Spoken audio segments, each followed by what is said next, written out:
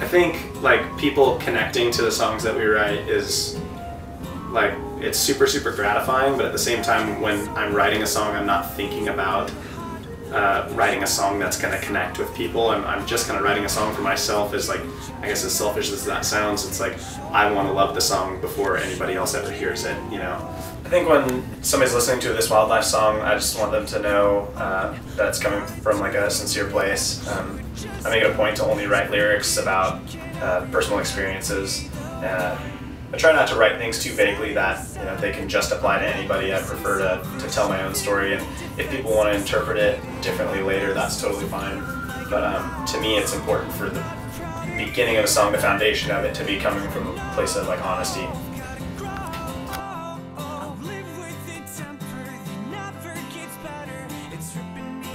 I think it's tough when you're younger in a relationship, like your first relationships. You're always so excited about it, and what happens is, like, when you're young, you're growing up and like friends are like the most important thing to you in your life, and then all of a sudden you meet somebody and you start spending more and more time with your boyfriend or girlfriend, and you kind of lose touch with the friends that you're with, or maybe your family, and you just like devote all your time to one person. And I think like there's totally like a positive stigma to that, but I think a lot of people when they're young, they get so excited about this one person that they lose touch with who they are, who their friends are, like maybe their passions and stuff like that.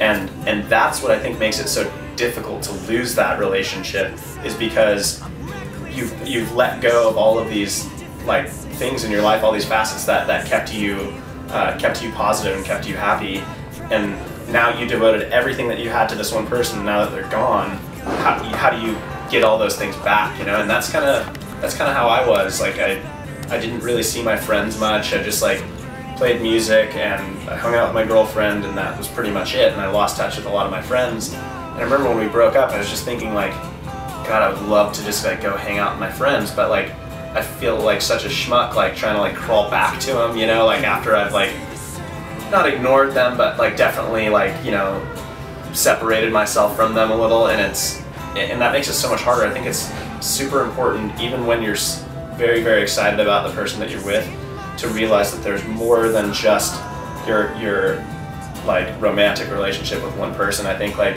a healthy relationship has two people who are independent from each other, but are like can also coexist together and like be compatible and be good for each other. But you need to still have your independence with friends, with family, with passion and stuff like that. Like you need to keep busy on your own rather than just only spending every waking second dealing with somebody. Because I think that's what makes it really, really hard when it breaks off.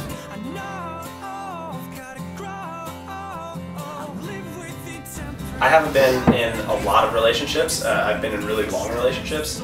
I dated a single girl from when I was 12 to 21 years old, which is like the better part of 9 years.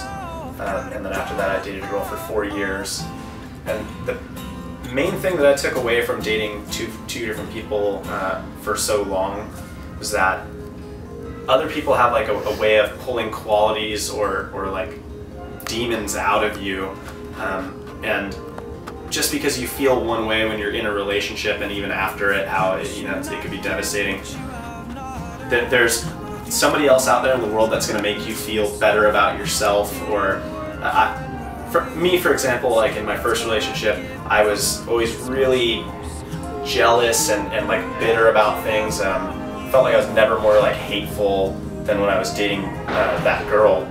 And after I broke up with her, I just thought, like, that's just who I am. I'm just this kind of person that isn't secure with myself and is always worried that his girlfriend's off, like seeing other guys or doing other things.